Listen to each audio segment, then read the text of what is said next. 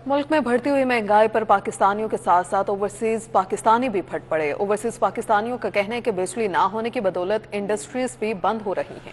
बिजली के बिलों में बेतहाशा इजाफे से परेशान हो चुके हैं। महंगाई ने आवाम के मुंह से नवाला भी छीन लिया है। मौजूदा हुकूमत महंगाई पर काबू पाने में नाकाम साबित हुई है।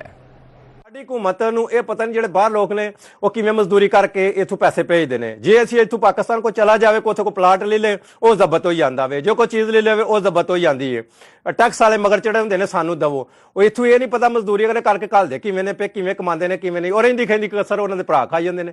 ਬਾਹਰ ਆਏ ਲੋਕਾਂ ਦੀ ਇੰਜੀ ਵਿਚਾਰਿਆਂ ਨੂੰ ਮਿਹਨਤ ਮਜ਼ਦੂਰੀ ਕਰਨੀ ਹੁੰਦੀ ਹੈ, ਕਰਕੇ ਸਾਰਾ ਪਿੱਛੇ ਟੋਰਦੇ ਨੇ। ਮਿਹਰਬਾਨੀ ਹੋਏਗੀ ਸਾਰਿਆਂ ਭਰਾਵਾਂ ਅੱਗੇ ਕਿ ਬਾਹਰ ਪਾਕਿਸਤਾਨ ਵਿੱਚ ਬਿਜਲੀ ਖਾਸ ਤੌਰ ਤੇ ਘੱਟ ਕੀਮਤ ਤੇ ਦਿੱਤੀ ਜਾਏ। ਲੋਕੀ ਇੰਡਸਟਰੀ ਜਿਹੜੀ ਹੈ ਨਾ ਉਹ ਸਾਡੀ ਚੱਲੇਗੀ ਤੇ ਲੋਕੀ ਬਾਹਰ ਘੱਟ ਆਉਣਗੇ। ਕਿਸੇ ਵੀ ਅਸੀਂ ਮਹਿਕਮੇ 'ਚ ਉੱਥੇ ਪਾਕਿਸਤਾਨ ਜਾਂਦੇ ਆ ਨਾ, ਉਹ ਜਾ ਕੇ ਪਹਿਲੇ ਤੇ ਚੋਰੀ ਛੁਪੇ ਰਿਸ਼ਵਤ ਲੈਂਦੇ ਨੇ, ਹੁਣ ਸਾਹਮਣੇ ਨੋਟ ਫੜ ਕੇ ਲੈਂਦੇ ਨੇ।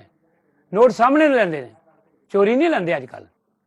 ਜੀ ਜਨਾਬ, ਸਾਡਾ ਨਿਜ਼ਾਮ ਨਹੀਂ ਸਹੀ ਹੋ ਸਕਦਾ ਪਾਕਿਸਤਾਨ ਦਾ। ਪਾਕਿਸਤਾਨ ਅਸੀਂ ਇੱਥੇ ਹੀ ਮਰਨਾ ਹੈ। ਸਾਡੀ ਡੈਡ ਬਾਡੀ ਨਹੀਂ ਸਹੀ ਤਰੀਕੇ ਨਾਲ ਜਾਂਦੀ ਪਾਕਿਸਤਾਨ। ਅਸੀਂ ਇੱਥੇ ਗਰਾਈ ਕਰਨੇ ਆ ਲੋਕਾਂ ਦੇ ਪੈਸੇ ਇਕੱਠੇ ਕਰਕੇ। ਕੋਈ ਆਦਮੀ ਜਿਹੜਾ ਨਾ